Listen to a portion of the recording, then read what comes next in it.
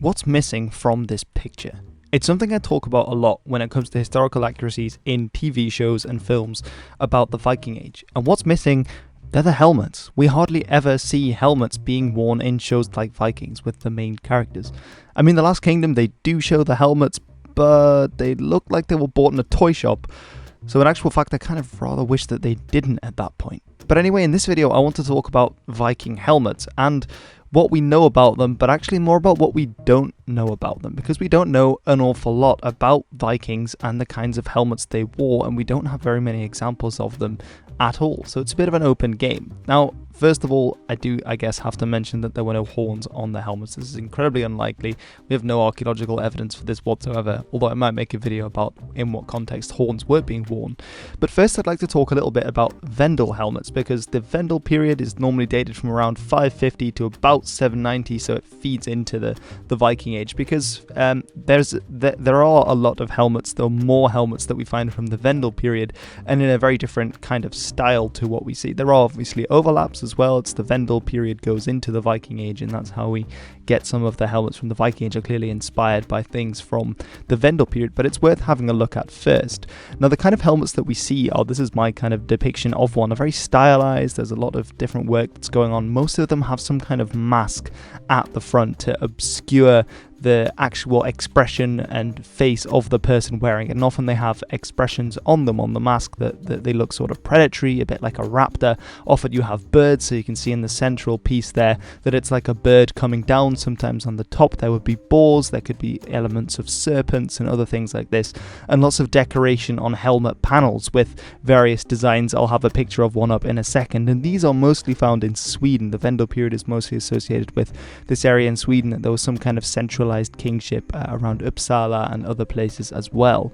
Now, and even my little logo is of course the Sutton Hoo mask, which was found in East Anglia, so that's in England, but it's thought that this had connections to Sweden. It's a similar sort of design with the mask and with various helmet panels and hiding the features of the wearer of the mask. That seems to have been an important aspect of these helmets from this period. So it seems the Romans probably influenced this kind of Vendel style of helmet in certain regards. A lot of them have cheek parts on them, cheek plates on them, and that's clearly something we see in the Roman legionnaire helmets, but actually possibly as well it's the gladiatorial style helmets that were different, because obviously the Roman legionnaires, they didn't wear closed helmets, so with the mask part at the front, but the gladiatorial ones did. So it's possible that this was brought by auxiliaries, by foederati, by the Germanic warriors who had been fighting as part of the Roman army, that they brought these techniques back, and then that they held that in high regard. We know that they appreciated the Roman culture, and that they looked up to it and saw it as high value, because we see things like the bracteates, for example, which are being made in the migration era, are based on Byzantine coins or Byzantine medallions and things like this, and they're putting Germanic motifs on there. So it's often a melding of the kind of Mediterranean culture, which might be what's happening with the helmets as well, that it's a style of helmet that's in some ways inspired by the Mediterranean, Roman, Byzantine worlds, but with Germanic elements on. So for example, you see probably Wodan or a figure like that. You see ravens, you see serpents, you see wolves, you see horses, and all of these kinds of things. So very Germanic patterns on there. Also, I thought this image was quite funny, which is why I put it on. But anyway, I've talked enough about what went before, so now let's have a look at Viking helmets and what we know about them.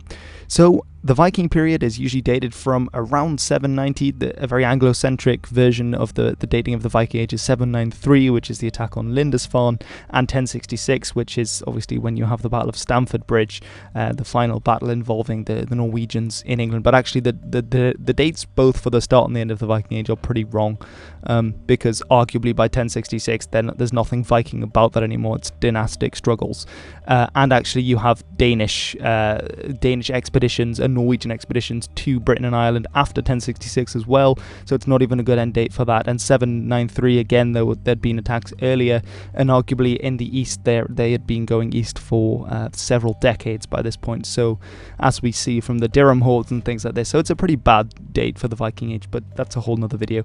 But roughly that's when we're dating the Viking Age, so to sort of slot that in after the Vendel period occurs in Scandinavia. So something important to keep in mind is that Scandinavia at this point didn't have very large reserves of iron that they could actually tap into to make weapons and to make armor from, and this is why only the highest stratum of the warriors would actually be wearing helmets, would be wearing chainmail, why swords were expensive because you needed a lot more iron for that. And actually the place where they did get iron was in bogs. You can get iron ore through the bogs, and that's basically where they would get it, but that's not large amounts that you're digging out of the ground, or there were no fancy mines or anything like this within Scandinavia. That would be one source, and actually there was a whole trade in actually Frankish sword blades and metal from the Franks that were being traded through, for example, the Frisians, and of course I have to mention the Frisians here, but that's something to bear in mind. There's also the point that we're not actually sure how effective helmets were at this point, because they'd be made from this bog iron which wasn't particularly strong. We know that Frankish sources of iron were a lot stronger at this point, and there are several instances in the Icelandic sagas, for example, which a lot of them are set during the Viking Age, in which weapons seem to just go straight through helmets. We have people swinging axes and cutting into someone's head as if the helmet didn't stop at all. And actually, when a helmet did stop a sword stroke in one of these sagas, the person who was attacking with the sword was surprised that the sword didn't go straight through the helmet. So whether this is just a literary invention, because obviously these Icelandic saga writers, some of them definitely did get involved in various conflicts, but others might not have known as much what they were writing about. But actually, if it is accurate historical information, were these helmets particularly strong? And there's more evidence as well to suggest that perhaps these helmets had a stronger, maybe ceremonial or maybe a status role to play rather than an active defense role. And this might again be something from the Vendel period, with these masks of obscuring the expression and being highly decorated. This was rather something that didn't serve as much a practical purpose as a status purpose, as to display the wealth, display the prominence, and some kind of mysterious element as well. So when we are talking about helmets in the Viking Age, it's this higher class of warriors, so kings and maybe their bodyguard, the Hird as they're called a lot of the time in Old Norse, and others. So it's the higher class that would be wearing helmets rather than just any old peasant, which does also open up another discussion of, would they be looking for a different kind of head protection? We see, for example, there's a really nice manuscript, an Icelandic one, where we see lots of people wearing some kind of hat. Now, would that just be like a kind of woolen hat? We know that there were lots of those going around. Again, you can see lots of Frisian hats at the time. We find hats in Birka and other Viking places. Or would they be using some kind of leather hat? Leather armor is a very controversial discussion in the Viking Age, especially in the reenactment world, something I should look at in another video. But perhaps there was some kind of alternative that normal people wore, or maybe there wasn't some kind of alternative and it wasn't seen as somewhere that should be protected. Maybe that fell under that you had to have some better kind of stance and use your shield to protect your head, or that you should be at a range where you could protect your head. Or maybe these are all possibilities for the Viking Age, because we find, archaeologically speaking, on the corpses, on the skeletons of people that died in battle, or we assume they died in battle, they have loads of injuries in the face. So it does suggest that they weren't wearing headgear, or that headgear, if they were wearing any, was ineffective at stopping attacks. So it's a lot of interesting questions, and unfortunately we don't have much to go on. That's because we've had a grand total of 5 possible helmet pieces. Some are even interpreted as not actually being from a helmet, because they're just small fragments from which we could reconstruct something meaningful that looked like a helmet. They're from various different places, so they're from 4 different countries. We have one from Norway, which I'll talk about at some length. We have 2 from Sweden. Both are found on the island of Gotland, so it's loads of Viking Age things are found there, so that was clearly an important hub. One is found in Denmark, and one is found in Kiev, which is in Ukraine, the capital, and that's another interesting one. It's from a little bit of a later date there. Now, another important thing to remember is that the helmets in the Viking Age are what's known as Spangenhelm, and this is because they were created from separate pieces of iron that were riveted together rather than from one piece of iron that was then hammered into shape. And this meant that it was actually weaker, because it's separate bits. So if you just happen to strike along where these rivets were, that's clearly a weak point, because it had to be melded together. So that does make them slightly less effective, and that might be what we're reading in the sagas when people are cutting through helmets, that they're finding these weak points and they're getting through the rivets. So the most complete finds of helmet fragments that we have are from Norway. They were found in 1943, which is when Norway was still under German occupation during the Second World War. And they were found at a farm called Gjermundbu.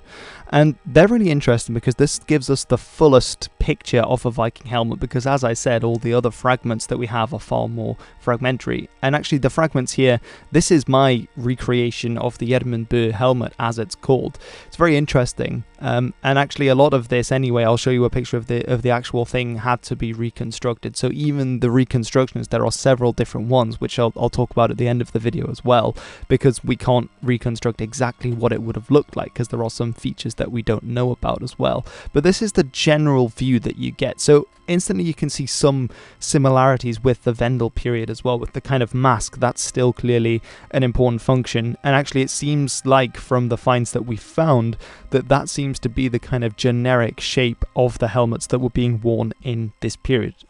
So we actually do find this in 9 different fragments of various sizes, but we're fairly confident it would have looked something like that. This is the real Gjermundbu helmet, which I believe is on display in Oslo in the Viking Museum there, but I'm not 100% sure.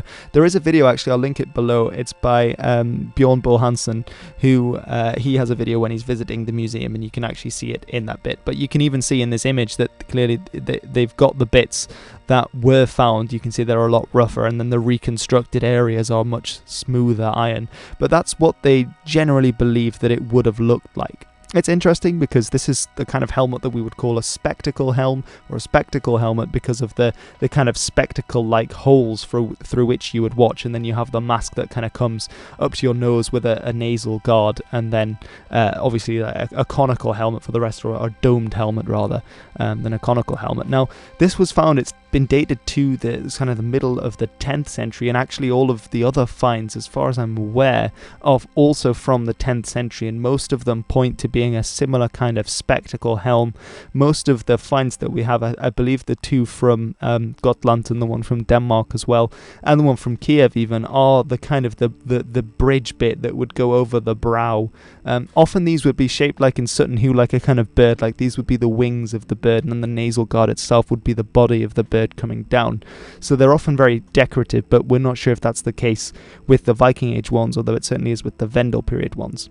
So it seems a good estimate to guess that these kind of spectacle helmets would be the norm for a large part of the 10th century, and my guess would also be that this is the kind of helmet we would be seeing in the 9th century. So, for example, the Great Heathen Army coming to Britain, and the first establishments of the long forts and the other areas in Viking Age Ireland, so Dublin, as well as the raiders that were raiding the Carolingian ports in areas like Frisia and also Aquitaine and northern France would be, you know, the richer ones would be wearing these kind of spectacle helms. Now, it's entirely possible that these are actually a lucky minority, that we have just happened to have found these ones, and that actually another type of helmet was much more popular. But with a sample size of 5, it's incredibly hard to draw any meaningful distinctions.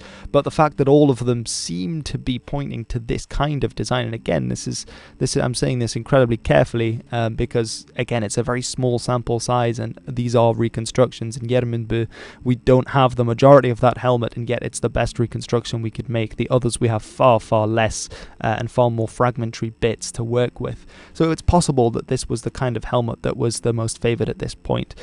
So we also wonder sort of what happened in the process from the kind of Vendel period helmets to what we see at Gjermundbu and the other types that were being used. Obviously, they're less decorative in a lot of ways. The Vendel ones, you know, they incredible amount of detail. It's definitely a status thing at that point. But by the 10th century, by these designs, they're less decorative, which perhaps means that it's less of a social status thing at this point, and it's more of an actual defensive thing. You know, we have, we don't have any cheek guards on this, on the Gjermundbu helmet and on others, although we do see that in other examples like the Coppergate helmet, although that's an Anglo-Saxon helmet from Yorkshire in England. So it's possible they're moving away from the kind of Roman design, or that, you know, it's reflecting a different military situation, that you no longer need certain parts. Or, as I'll get onto later, it might be that they're actually trying to produce helmets using less metal, that more helmets can be produced in less time, and so it's less of a status thing and more of a practical thing, that they're trying to arm more men. And this is a point I can make better with later helmets. But we don't really know, because we have so few we have relatively few Vendel period helmets, but we have more than Viking Age helmets. But the fact that we don't have very many Viking Age ones makes it difficult to draw these distinctions. But once we get into the 11th century, we get a bit more evidence, and we seem to move away from the kind of spectacle helmet period to this kind of helmet, which is similar in a lot of ways, but this is a conical helmet, so it goes towards a comb rather than a dome, which had been the norm with the spectacle helmet. And these helmets are called nasal helms because obviously you've got the big nasal bar is the big prominent feature. So clearly they decided to dispense with the kind of spectacle guard. Now, one of the reasons, as a reenactor who has fought in a spectacle helm, is that they kind of tend to gravitate spear shots towards the eye holes, and then obviously once the spear's gone through there, that's curtains for whoever's wearing it, and certainly curtains for their 20/20 vision.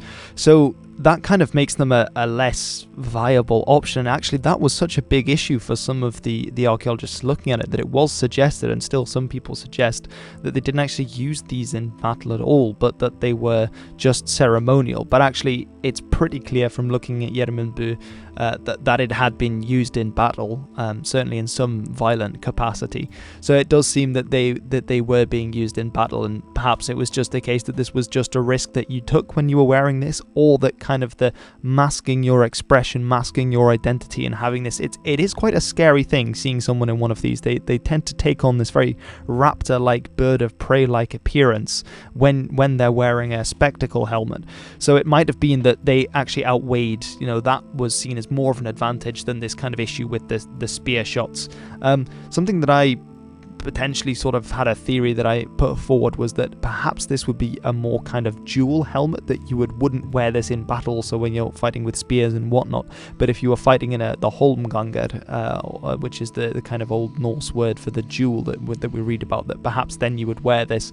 But even a helmet like this you can manipulate. Another point that I should point out is that you've got the spike on the top, which is also very interesting. It might have just been decorational, but obviously if you headbutt someone when you've got a spike, or if someone's trying to manipulate your helmet by grabbing the top, if they put their hand on top, they're going to get spiked. So it might be a kind of defense against being manipulated in a more brawl-like situation, or use of the helmet in more close quarters, kind of brawl situation, which is interesting. It's something we can infer.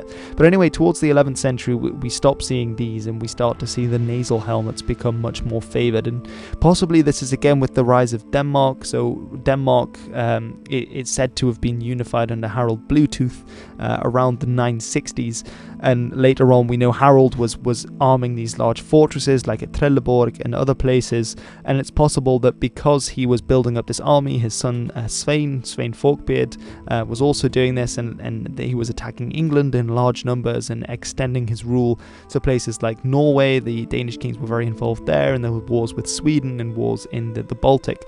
So it's very possible that they needed to have more men equipped, and that they were fielding larger armies, and so you wanted to have less metal involved in making a helmet, because if you had less metal involved, you could make more helmets with less of the actual bog iron that was in short supply, and so you wouldn't necessarily be wanting to add on these excess bits like the mask part, the spectacle part of the spectacle helm. So you'd instead make a nasal helm, which really also avoids the kind of eye problem, although obviously you don't have that added protection anyway because that whole bit is open, but you do have the nasal bar there, which is important for slashing blows, because that basically stops your whole face being slashed. And actually, on a quick note, if you do want to see a nasal helm of the Viking Age in actual combat, I do have a video about me where I'm fighting at one of my reenactment events, because I do some Viking Age reenactment, and you can see what one of these helmets looks like, one of these nasal helmets. And I do actually have, very excitingly as well, a spectacle helmet to show.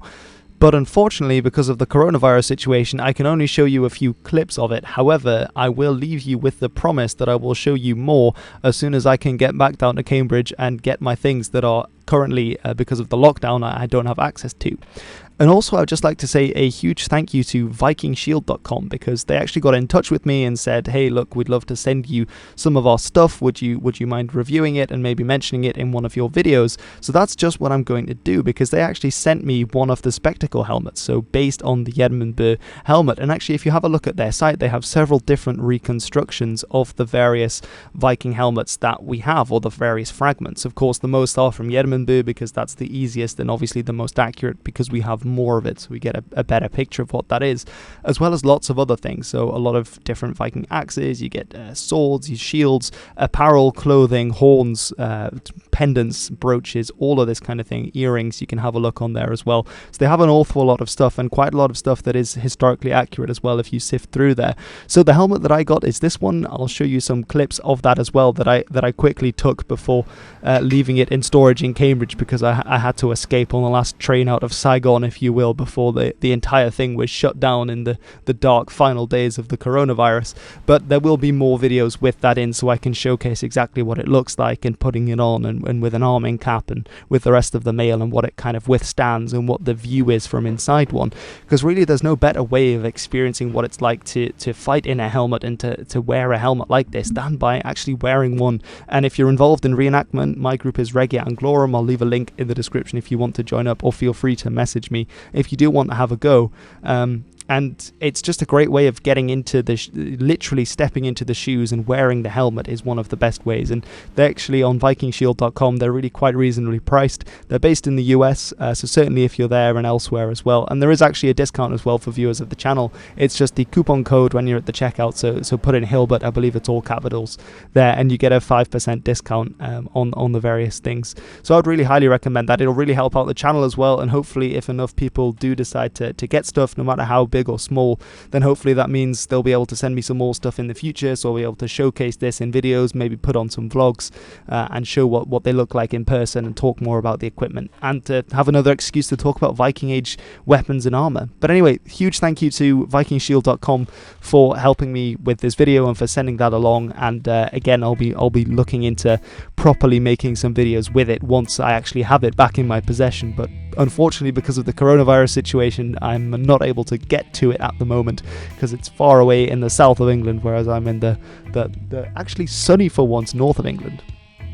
But anyhow, thank you incredibly much for good English. Thank you very much for watching this video on the Viking Age helmets. Do let me know if you enjoyed it. It's been a bit kind of rambly in places, a bit less organized, but I hope it's been interesting. It's just sort of some things I've been meditating on about the Viking Age and helmets, and what we know, and actually more importantly what we don't know. We don't know so much about the helmets that they were wearing at this time, because we have so few finds. Anyway, if you want to contribute anything, please do so in the comments below. I really look forward to learning from you guys, as I always do. If you think other people would be interested, please give it a share, and give me a thumbs up. Really helps me out, because it just boosts it that little bit in the YouTube algorithm, the elusive algorithm.